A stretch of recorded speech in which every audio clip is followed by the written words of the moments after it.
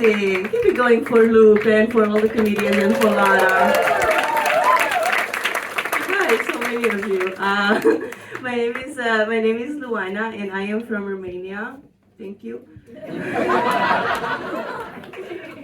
Why are you applauding? Do we have any Romanians in the house? Oh my god, I'm so close. For the rest of you, there might be some Romanians in your house.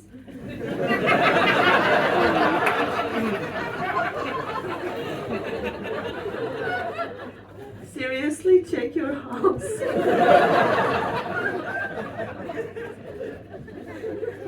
I don't know if you know this, but men in Eastern Europe, they honk their cars at women on the street, and here in the Netherlands, they don't.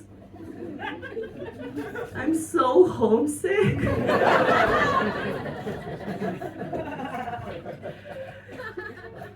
That whenever I'm at the traffic light, I like to wait for the car lights to turn green and then cross the street.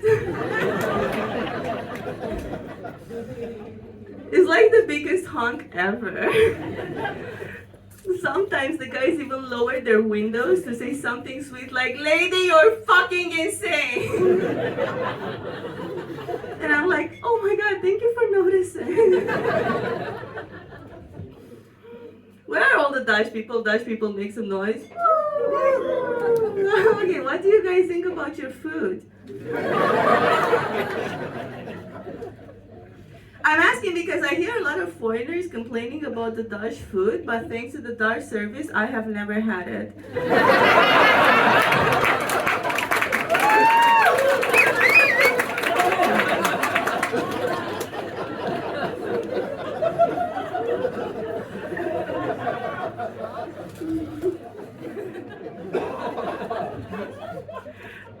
I also hear a lot of foreigners complaining about the Dutch people, but you can say anything you want about the Dutch, but they do know how to bike.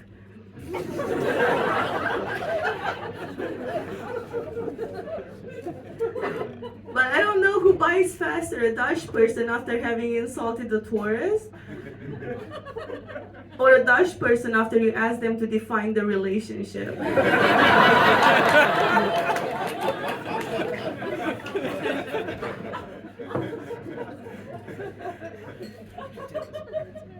You have some problems, don't you? I live in the red light district. Thank you. I don't work there. I just give it up for free.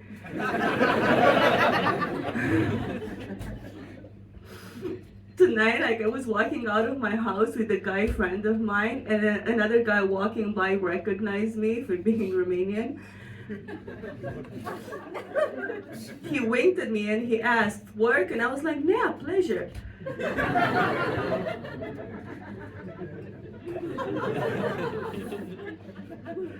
I moved to the red light district a year and a half ago, and I haven't had sex ever since. And I think it's because God only allows a certain sex quota per square meter. And I didn't make the cut. I'm also like really, I live right next to the windows, and I'm so afraid of going back home with a guy and like in front of my door he's gonna be like, "Luana, you know what? I'm gonna go next door."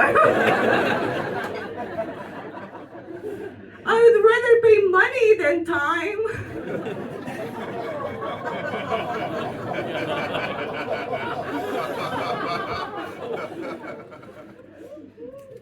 When I was 21, I found out that women can also have orgasms. Yeah, I know. I started my sex life when I was 14, and for 7 years, I was that kind of a person that would say, "It's the journey, not the destination."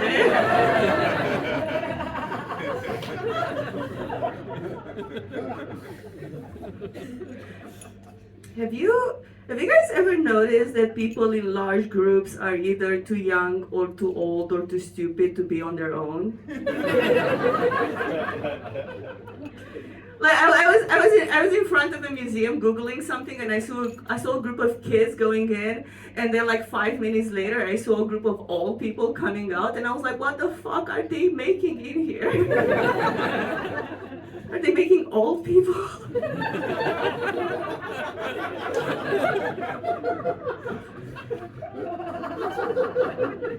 Stupid people can't be left on their own either, like football supporters. Orgies. I don't have sex in orgies, I just supervise.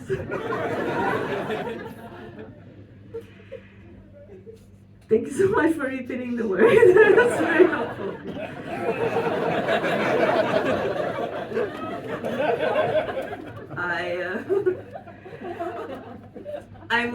I moved here from Eastern Europe, and Western Europe convinced me I need therapy.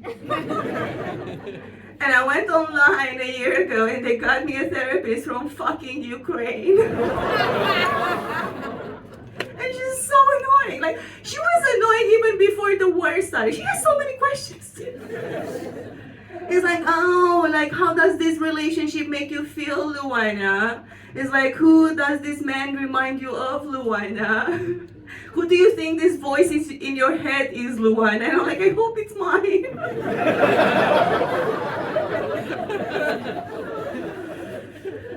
She's so annoying that I swear to God, when the war started, I was this close to asking her, yeah, Veronica, how does this war make you feel?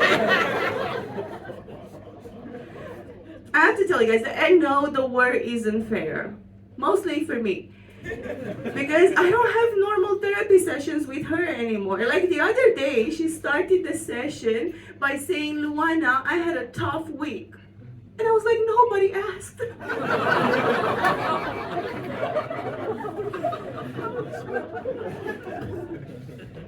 And then she was like, Luana, you don't understand. Today I went back to Kiev, and on my way back to Kiev, I saw so many demolished buildings, so many tanks.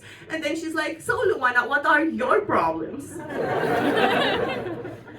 And I'm like, okay, so my ex-boyfriend just unfollowed me on Instagram.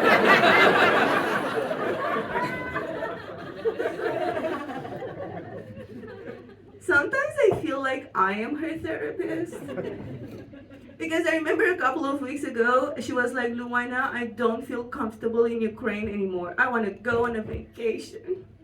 And I was like, Veronica, we've been through this.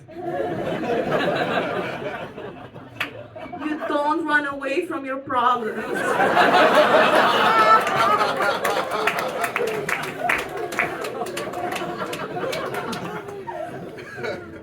I know you're not comfortable in the war zone, but at least you're out of your comfort zone.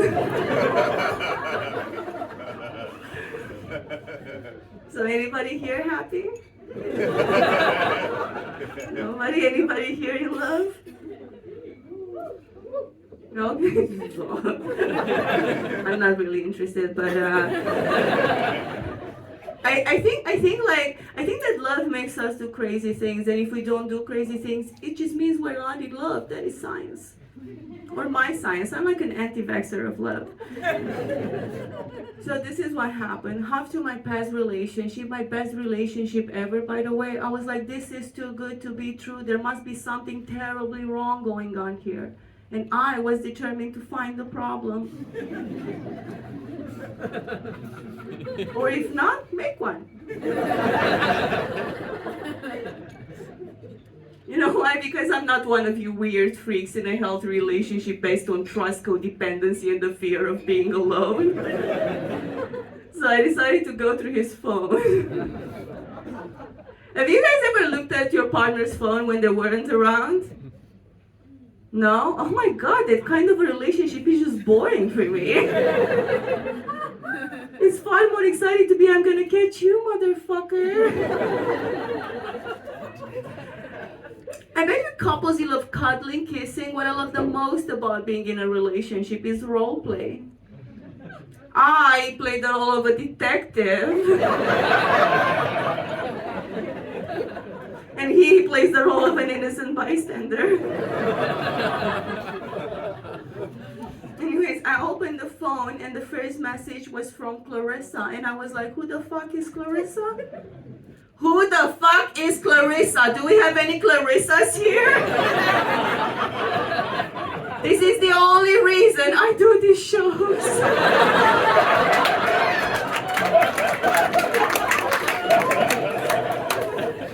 Because the message read, I know it's so hard to be in a relationship. And I was like, oh my God, Clarissa is such a bitch. And I'm going to read more messages.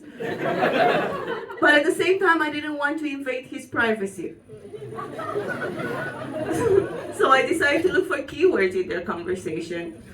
Also because I didn't have time, he was going to come out of the shower soon. A lot of people ask me what I looked for first. Well, at first I looked for love. Yeah, I know, who can blame me? Some of us look for love on Tinder and comedy shows. I was just doing it on my boyfriend's WhatsApp. I couldn't find love on my boyfriend's WhatsApp, which meant they haven't said I love you to each other, nor has he said I love Luana. So what do you do when you can't find love? Yeah, you look for sex. That was very. So I typed in blowjob doggy style anal. And I got 20 hits on anal.